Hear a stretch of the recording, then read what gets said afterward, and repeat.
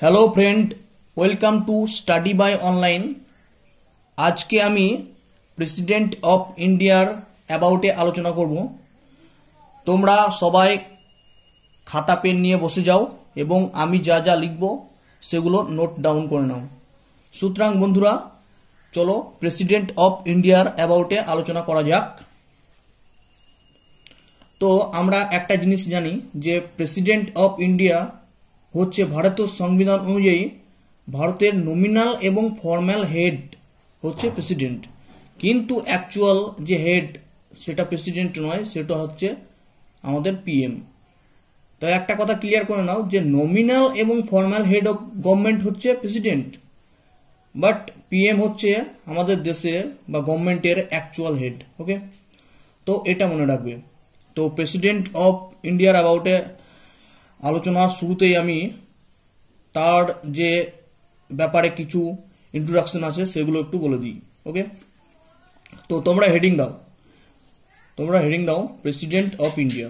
ওকে, তো লেখো। আমি ডায়াগ্রামের সাহায্যে একটু বুঝবো, তাহলে ব্যাপারটা কি হবে, ক্লিয়ারিটি বেশি হবে, বেশি দিন মনে থাকবে। ওকে, তো লেখো প্রেসিডেন্ট অফ ইন্ডিয়া হচ্ছে first citizen of India. First citizen of India মানে কি হচ্ছে, ভারতের প্রথম নাগরিক হচ্ছে প্রেসিডেন্ট অফ ইন্ডিয়া। ভারতের প্রথম এবং গুরুত্বপূর্ণ সম্মানীয় নাগরিক হচ্ছে প্রেসিডেন্ট অফ ইন্ডিয়া। ওকে, আজ যেটা বললাম যে প্রেসিডেন্ট অফ ইন্ডিয়া হচ্ছে ভারতের সংবিধান অনুযায়ী ভারতের প্রধান বা ভারতের সংবিধান অনুযায়ী ভারতের নেশনের প্রধান। ঠিক আছে, তাহলে কনস্টিটিউশনাল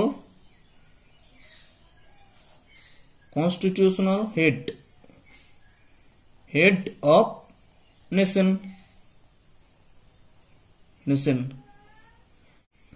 3 নম্বর পয়েন্টে যদি সেই ভাইটাল পয়েন্টটা জুড়ে দিই তাহলে হবে নমিনাল অ্যান্ড ফর্মাল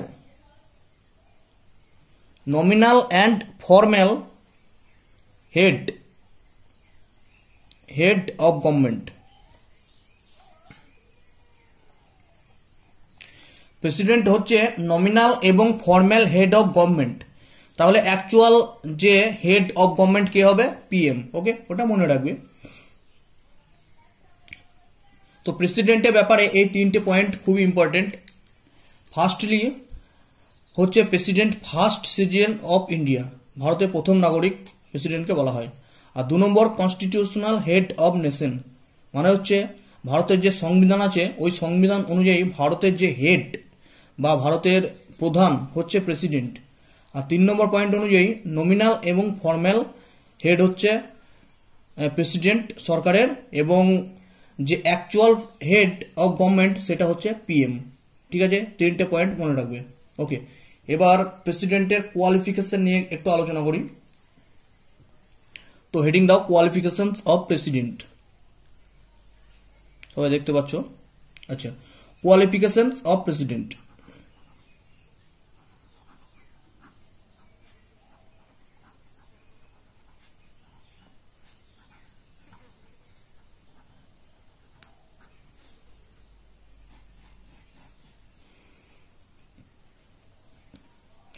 আচ্ছা, কোয়ালিফিকেশনস অফ প্রেসিডেন্টে আমি প্রথমেই বলবো যে ভারতের যে প্রেসিডেন্ট বা ভারতের কোনো যদি নাগরিক ইচ্ছা করে যে আমি প্রেসিডেন্ট হব, তাহলে তাকে কি কি কোয়ালিফিকেশন রাখতে হবে সেগুলো নিয়ে আলোচনা করছি। ওকে, তো কোয়ালিফিকেশনস অফ প্রেসিডেন্ট বা প্রেসিডেন্টের যোগ্যতা হবে নাম্বার 1, ভারতের নাগরিক হতে হবে। সিটিজেন অফ ইন্ডিয়া, তাকে ভারতের নাগরিক হতে হবে, সিটিজেন অফ ইন্ডিয়া। 2 নম্বর যে কন্ডিশনটা লাগবে বা যে কোয়ালিফিকেশনটা লাগবে সেটা হচ্ছে not office of profit. not office of profit কোনো লাভজনক পদে থাকা হবে না। গভর্নমেন্টের কোনো লাভজনক পদে থাকা হবে না। আচ্ছা, গভর্নমেন্টের কোনো লাভজনক পদ বলতে সাপোজ ধরো গভর্নমেন্টের এমপ্লয়ি বা গভর্নমেন্টের টাকা পয়সা সুবিধা পায় পার মান্থ, এরকম কোনো পোস্টে থাকা যাবে না। সরকারি চাকরি প্রফিট অফ অফিস অফ প্রফিটে পড়বে। ওকে, তো একটা কথা আছে, ভারতের কিছু পোস্ট আছে বা কিছু পদ আছে যেগুলো অফিস অফ প্রফিটের মধ্যে পড়ে না, তো সেইগুলো একটু পাশে লিখে নিলে ভালো হয়। যদিও এই টপিকের অন্তর্গত নয়, তবুও লিখে নাও তোমরা। অফিস অফ প্রফিটের মধ্যে কিছু পদ, ভারতের সংবিধান অনুযায়ী কিছু পদ অফিস অফ প্রফিটের মধ্যে পড়ে না, সেগুলো হচ্ছে, আচ্ছা লিখে নাও, যে প্রফিট এর মধ্যে পড়ে না, প্রফিটের মধ্যে পড়ে না এরকম কিছু পদ আছে, সেগুলো হচ্ছে, এক নম্বর হচ্ছে প্রেসিডেন্ট,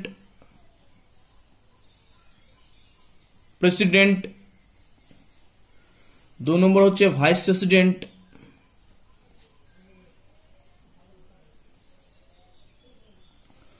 তিন নম্বর হচ্ছে governor,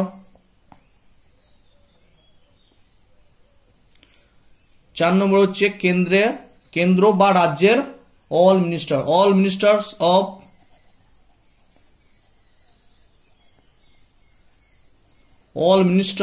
of centre and state.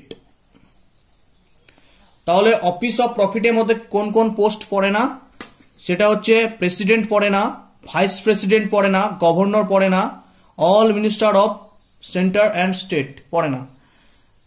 তো প্রফিট অফ অফিসের মধ্যে এরা পড়ে না। ওকে, এরা যদি কোনো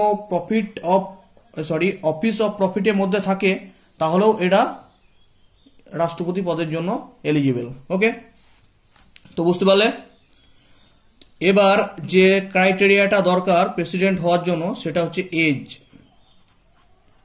আচ্ছা, এজ হতে হবে মিনিমাম 35 ইয়ার্স। ওকে, তো 35 বছরের নিচে কোনো ব্যক্তি প্রেসিডেন্ট হতে পারবে না, 35 বছরের উপরে বয়স হতে হবে। আর ম্যাক্সিমাম যে বয়স সেটার কোনো উল্লেখ নেই ভারতের সংবিধানে। ম্যাক্সিমাম বয়স 40 হতে পারে, 50 হতে পারবে, ম্যাক্সিমাম বয়সের কোনো ঊর্ধ্বসীমা নেই। ওকে, এবং 4 নম্বর যে ক্রাইটেরিয়াটা দরকার প্রেসিডেন্ট হওয়ার জন্য সেটা হচ্ছে তাকে লোকসভার একটি সদস্য হওয়ার জন্য যে যোগ্যতাগুলো দরকার সেই যোগ্যতাগুলো সবই তার মধ্যে থাকতে হবে। ওকে, তাহলে কি লিখবো, মাস্ট বি, দেখতে পাচ্ছ, হ্যাঁ, মাস্ট বি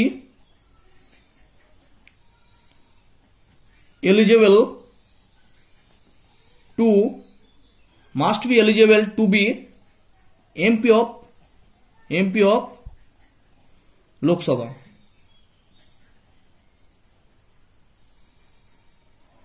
ওকে, তাহলে যে প্রেসিডেন্ট হওয়ার জন্য যে কোয়ালিফিকেশন গুলো দরকার সেগুলোর মধ্যে হচ্ছে সবথেকে ইম্পর্টেন্ট, সেটা হচ্ছে সিটিজেন অফ ইন্ডিয়া। 2 নম্বর হচ্ছে নট অফিস অফ প্রফিট, কোনো অফিস অফ প্রফিটের মধ্যে থাকা যাবে না। 3 নম্বর হচ্ছে এজ হচ্ছে 35 ইয়ার্স লাগবে। আর যে ভারতের লোকসভা আছে সেই লোকসভার এমপি হওয়ার যোগ্যতা রাখতে হবে। এমপি মানে হচ্ছে মেম্বার অফ পার্লামেন্ট হওয়ার যোগ্যতা রাখতে হবে। ওকে, বেশ। আচ্ছা, এবার প্রেসিডেন্ট অফ ইন্ডিয়ার অ্যাবাউটের যে স্টেপটা আলোচনা করব সেটা হচ্ছে স্যালারি। তিনি স্যালারি কত পান। ওকে, তো হেডিং দাও স্যালারি। আচ্ছা, প্রেসিডেন্ট অফ ইন্ডিয়া বা প্রেসিডেন্ট অফ ইন্ডিয়াকে যেখান থেকে স্যালারি দেওয়া হচ্ছে সেটা হচ্ছে ভারতের কনসলিডেটেড ফান্ড অফ ইন্ডিয়া। ঠিক আছে, ভারতের কনসলিডেটেড ফান্ড অফ ইন্ডিয়া থেকে প্রেসিডেন্ট অফ ইন্ডিয়া স্যালারি দেওয়া হয়। ভারতের সংবিধানে আর্টিকেল 266 অনুযায়ী ভারতের কনসলিডেটেড ফান্ড অফ ইন্ডিয়া আছে। ওকে, তাহলে কোথা থেকে স্যালারি দেওয়া হয়, সোর্স হচ্ছে প্রেসিডেন্টের স্যালারি সোর্স হচ্ছে কনসলিডেটেড ফান্ড অফ ইন্ডিয়া।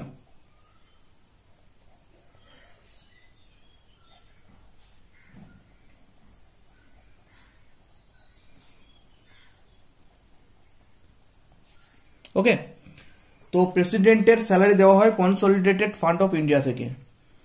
প্রেসিডেন্টের স্যালারির সঙ্গে সঙ্গে আমি আরো কয়েকটি গুরুত্বপূর্ণ পোস্টের স্যালারি বলে দেবো। ওকে, তাহলে ব্যাপারটা কি হবে, ক্লিয়ার হয়ে যাবে। তো প্রেসিডেন্টের স্যালারি তো হবে, এখন প্রেসিডেন্টের অনুযায়ী প্রেসিডেন্টের স্যালারি হচ্ছে 5 লাখ। আচ্ছা, সেই সঙ্গে কিছু গুরুত্বপূর্ণ পোস্ট আছে, তাদের স্যালারিও জেনে রাখো, যেমন ভাইস প্রেসিডেন্ট,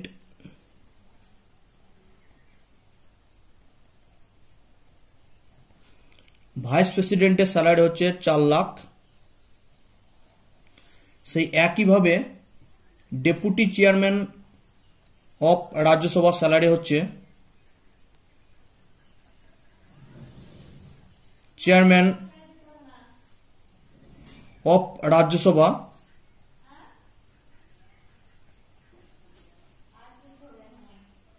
হচ্ছে deputy chairman of Rajya Sabha salary হচ্ছে 2.5 থেকে 3 lakh.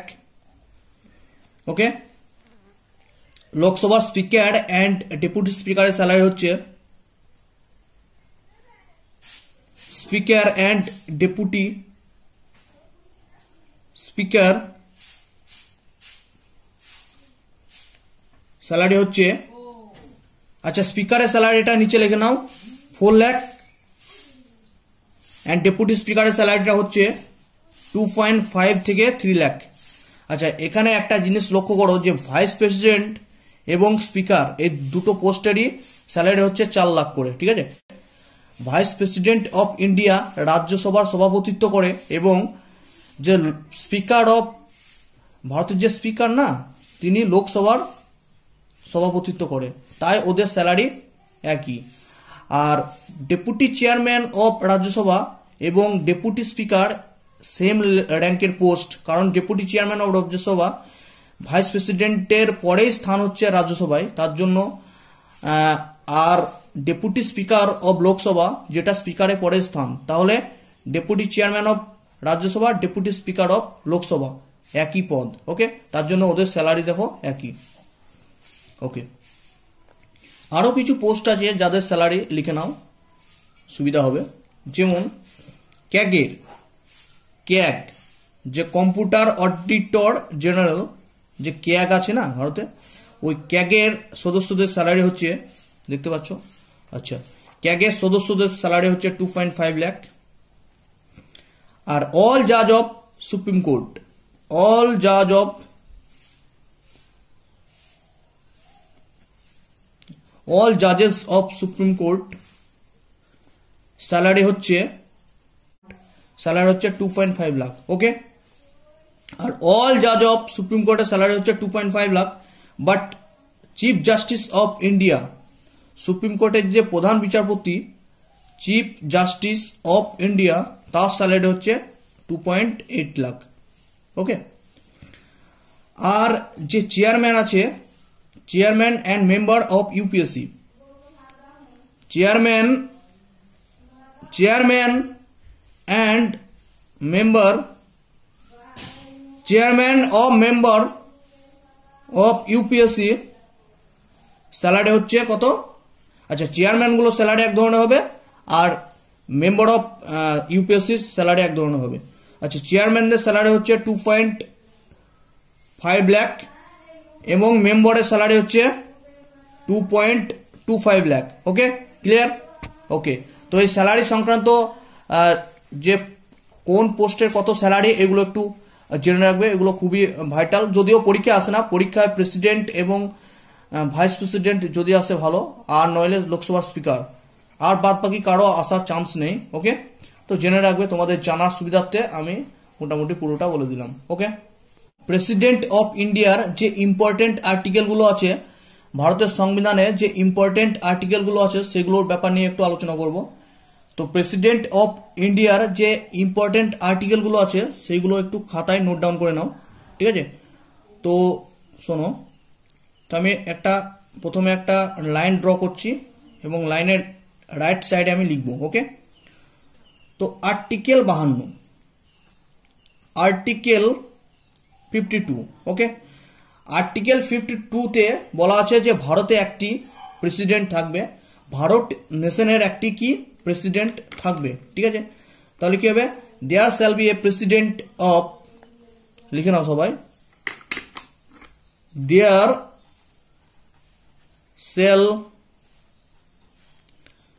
shall be a president of India, ওকে। তো আর্টিকেল 52 তে বলা আছে যে ভারত নেশনের একটি রাষ্ট্রপতি বা প্রেসিডেন্ট থাকবে। আর্টিকেল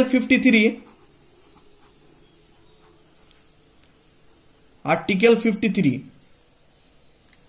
সেখানে বলা আছে যে ভারতের যে রাষ্ট্রপতি থাকবে আর্টিকেল 52 অনুযায়ী সেই রাষ্ট্রপতির যে যত ক্ষমতা, ভারতের সংবিধান যে রাষ্ট্রপতিকে যত ক্ষমতা দিয়েছে সেই ক্ষমতার অ্যাবাউটে ডিসকাস করা থাকবে। তাহলে কি লিখবো, অল এক্সিকিউটিভ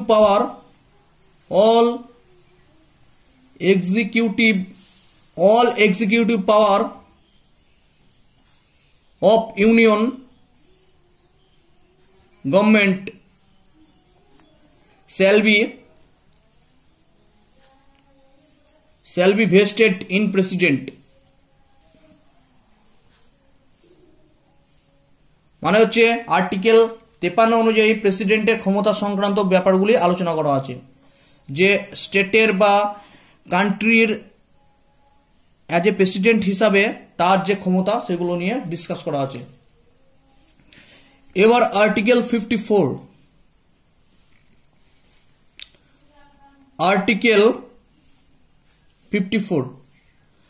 আচ্ছা আর্টিকেল 54 এ ইলেকশনস অফ প্রেসিডেন্ট, ওকে।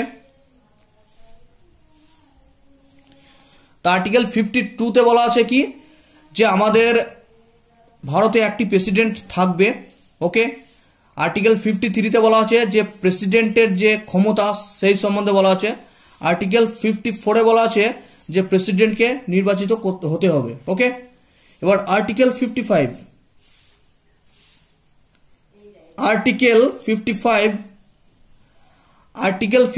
এ বলা আছে যে প্রেসিডেন্টকে কিভাবে নির্বাচিত হতে হবে, অর্থাৎ প্রেসিডেন্টের নির্বাচন কিভাবে হবে, কোন প্রসেস অনুযায়ী প্রেসিডেন্টের নির্বাচন হবে, অর্থাৎ প্রেসিডেন্টের নির্বাচনের প্রসেসের সম্বন্ধে আর্টিকেল 55 এ বলা আছে বা ম্যানারের সম্বন্ধে বলা আছে, ওকে।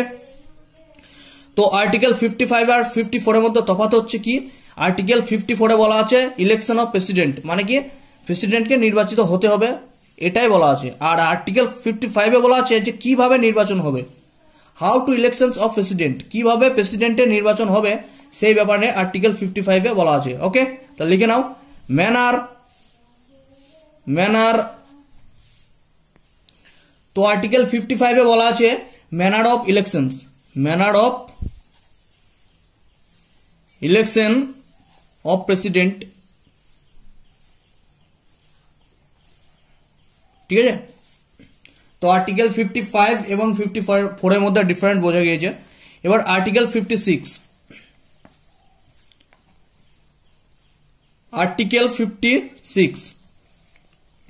আচ্ছা আর্টিকেল 56 এ বলা আছে যে প্রেসিডেন্ট কত দিনের জন্য তার পদে আসীন থাকবে এবং যদি পদে থাকাকালীন অবস্থায় তিনি রিজাইন দিয়ে দেয় সেটার সম্বন্ধে বলা আছে। তাহলে কি কি বলা আছে, প্রেসিডেন্টের টেনিওর বা সময়কাল এবং রিজাইন, টেনিওর অ্যান্ড রিজাইন, ওকে। তো আর্টিকেল 56 এ বলা আছে যে প্রেসিডেন্টের টেনিওর এবং রিজাইন। এবার আর্টিকেল 57,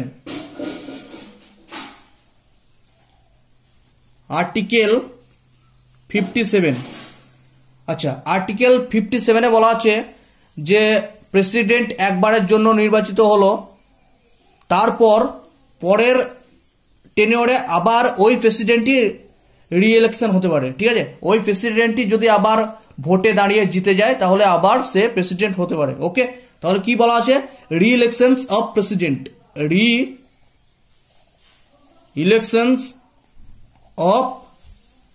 রি-ইলেকশন অফ প্রেসিডেন্ট,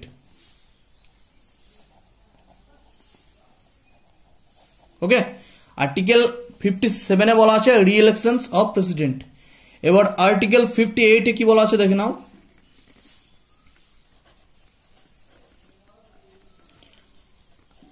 আর্টিকেল 58 এ বলা আছে যে একটু আগে বললাম যে কোয়ালিফিকেশন বা যোগ্যতা, প্রেসিডেন্টের কি কি যোগ্যতা, একজন সাধারণ নাগরিক যদি ভাবে আমি প্রেসিডেন্ট হব তাহলে তাকে কি কি যোগ্যতা রাখতে হবে সেই ব্যাপারে বলা আছে। তো কোয়ালিফিকেশনস অফ প্রেসিডেন্ট, আর্টিকেল 58 এ বলা আছে qualification of president, okay. Article 58 এ বলা আছে কোয়ালিফিকেশনস অফ প্রেসিডেন্ট। আচ্ছা, এবার আর্টিকেল 59,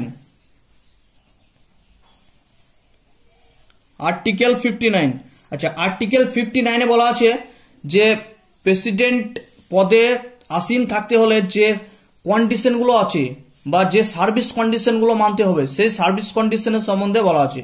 তো আর্টিকেল 59 এ কি বলা আছে, সার্ভিস কন্ডিশনের ব্যাপারে বলা আছে, ওকে। আর্টিকেল 60 তে বলা আছে প্রেসিডেন্টের শপথ বা অথ, প্রেসিডেন্ট যে সুপ্রিম কোর্টের প্রধান বিচারপতির কাছে যে অথ নেবে সেটার ব্যাপারে বলা আছে, ওকে। তো প্রেসিডেন্ট কার কাছে শপথ নেবে, সুপ্রিম কোর্টের প্রধান বিচারপতির কাছে, ওকে। আর্টিকেল 61, এটা সব থেকে ইম্পর্টেন্ট অফ প্রেসিডেন্ট আর্টিকেল 61। আচ্ছা, আর্টিকেল 61 এ বলা আছে যে প্রেসিডেন্টকে কিভাবে ইমপিচ বা তার পদ থেকে অপসারণ করতে পারবে এই ব্যাপারে বলা আছে। প্রেসিডেন্ট যদি ভারতের সংবিধানকে লঙ্ঘন করে তাহলে তাকে ইমপিচ করা হবে, অর্থাৎ তার পদ থেকে তাকে পদচ্যুতি করা হবে, সেই ব্যাপারে বলা আছে, ঠিক আছে। আচ্ছা, লোকসভা রাজ্যসভার যে সদস্যগুলো আছে তারাই ইলেক্টেড মেম্বারগুলোই ইমপিচে অংশগ্রহণ করে, ইলেক্টেড ছাড়াও নমিনাল যে মেম্বারগুলো থাকে তারাও অংশ হবে, ইমপিচমেন্ট হবে, ওকে। এবার প্রেসিডেন্টের অ্যাবাউটে যে আর্টিকেলটা ইম্পর্টেন্ট সেটা হচ্ছে পার্ডনিং পাওয়ার।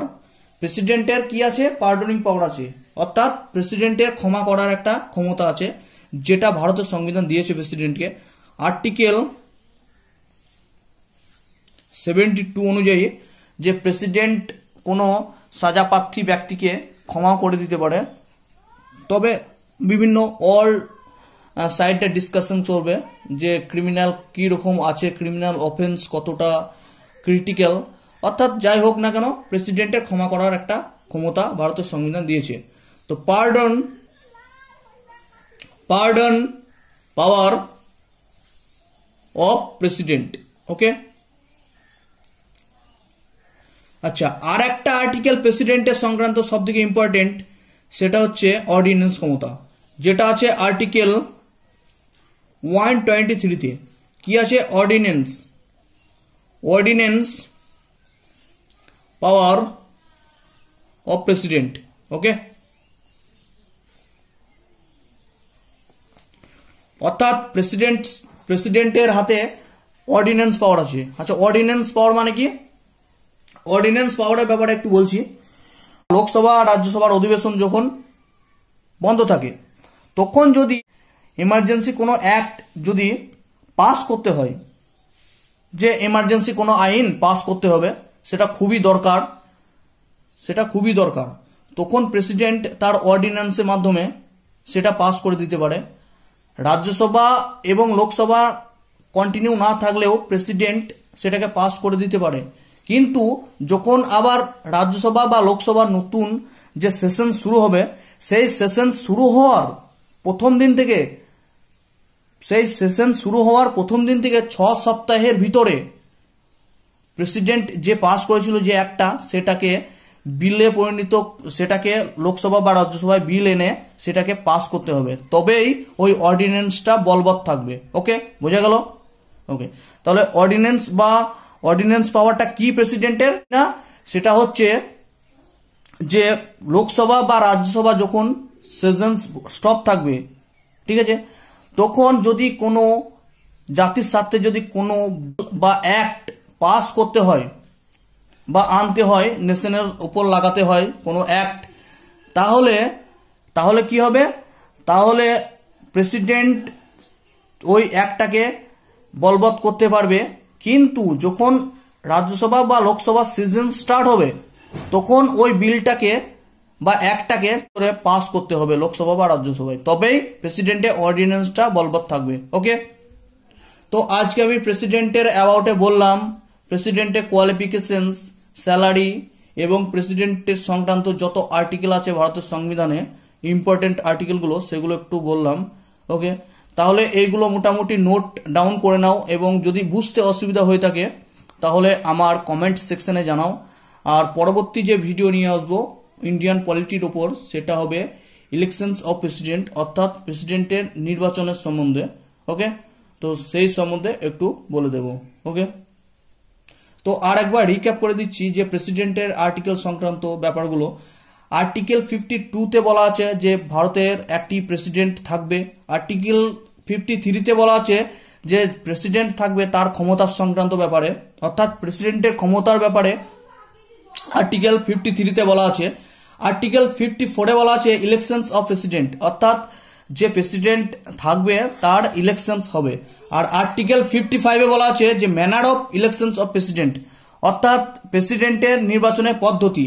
আর্টিকেল 56-এ বলা আছে tenure and resign of president. Article 57-এ বলা আছে রি-ইলেকশনস অফ প্রেসিডেন্ট। আর্টিকেল 58-এ বলা আছে কোয়ালিফিকেশনস অফ প্রেসিডেন্ট। আর্টিকেল 59-এ বলা আছে service conditions of president. Article 60-তে বলা আছে অথ অফ প্রেসিডেন্ট। আর্টিকেল 61-এ বলা আছে ইমপিচমেন্ট অফ প্রেসিডেন্ট। আর্টিকেল 72-তে বলা আছে পার্ডনিং পাওয়ার অফ প্রেসিডেন্ট। এবং আর্টিকেল যে 123, যেটা একটু আগে বললাম, অর্ডিন্যান্স পাওয়ার অফ প্রেসিডেন্টের ব্যাপারে বলা আছে। ওকে, তো ধন্যবাদ বন্ধুরা ভিডিওটা দেখার জন্য। পরবর্তী ভিডিও আমি ইলেকশনস অফ প্রেসিডেন্ট, অর্থাৎ প্রেসিডেন্টের নির্বাচনের অ্যাবাউটে নিয়ে আসবো। ওকে, তো ধন্যবাদ, বাই।